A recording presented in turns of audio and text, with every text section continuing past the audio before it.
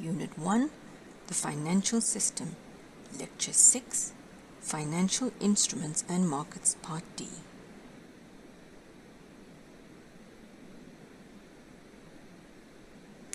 Now, when we're looking at the secondary market, we note that securities that are traded on a secondary market can be priced by order or by quote. So you have two types of markets in the secondary market. You can have an order-driven or an auction market, or a quote-driven or a dealer market. So with an order-driven market, buyers and sellers will submit bid and ask prices for a particular security, and those orders are matched generally by a broker. Here, the prices are determined principally by the times that orders arrive at the central marketplace. And here in South Africa and most US stock exchanges, they are order-driven. Now, with the quote-driven or dealer market, here individual dealers act as market makers by buying and selling shares for themselves. In this type of market, the investor is restricted to transacting through a dealer. Prices are determined principally by dealers' bid and offer quotations, and it would appear that the NASDAQ is a quote-driven market. Now we're looking at over-the-counter versus exchange-traded markets. Over-the-counter markets is less formal. It involves a group of dealers who provide two-way trading facilities in financial instruments outside formal exchanges. Over-the-counter dealers, they stand ready to buy at the bid price and sell at the higher ask or offer price. And their hope, of course, is to benefit or profit from the spread between the bid and offer prices. The kind of contracts that you get on an over-the-counter market can range from what appears to be a highly standardized exchange lookalike to tailor or custom-made contracts that are specific to the needs of the two parties involved. The big risk taken in the over-the-counter market is counterparty or credit risk.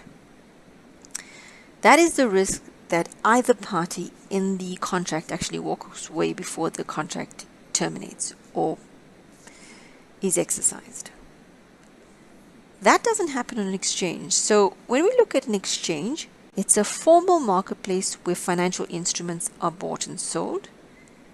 They are governed by laws and the exchange's rules and regulations. Now, the exchange actually acts as a clearinghouse. So essentially, in an exchange-traded contract, the exchange acts as the party to each transaction. So if you buy something, you actually buy it from the exchange, and if you sell something, you sell it to the exchange. The contracts are fully standardized, and the terms of those contracts are determined by the exchange. And because the exchange acts as a clearinghouse, so it is party to every transaction, the counterparty or credit risks are no longer a problem.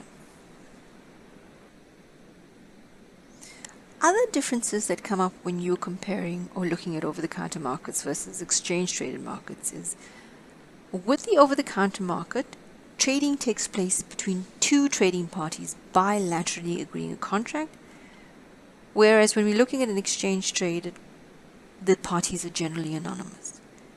Over-the-counter, as we mentioned, it's self-regulated, so there are no rules governing it, whereas with the exchange, the laws and rules and regulations of the exchange apply.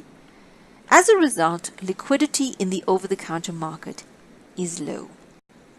And the reason for this is, if you wanted to terminate a contract in an over-the-counter market, you'd have to go back to the party you originally transacted with. In the exchange, or on an exchange-traded contract, you can actually sell that contract. If you bought a contract, you can sell the same contract back to the exchange, and it clears out your responsibilities. So liquidity in the exchange is higher than with over-the-counter markets. Obviously, the major advantage of an over-the-counter market is that you can tailor-make or customize contracts to meet the specific needs of the trading parties. And for large institutional clients, this is a big, big, big plus. For exchange-traded contracts, the advantages are you have low credit risk, the parties are anonymous, there's greater market regulation and higher market liquidity. So, all good, but still the problem is that the standardization is limiting. So if a large institutional investor wanted something specific to their needs, they have to go to the over-the-counter market. And if we look at the different types of markets that are over-the-counter markets, money and foreign exchange markets are OTC markets. And internationally, apart from corporate bond trading on the New York Stock Exchange, bond markets are usually over-the-counter markets. In general, equities are exchange traded. And if we look at commodities and derivatives, they trade both on an exchange and over-the-counter. So the final type of market that we'll be looking at before ending this lecture is the interbank market. The formal definition, a wholesale money market for the offering of deposits between banks in a range of currencies, usually for periods not exceeding 12 months.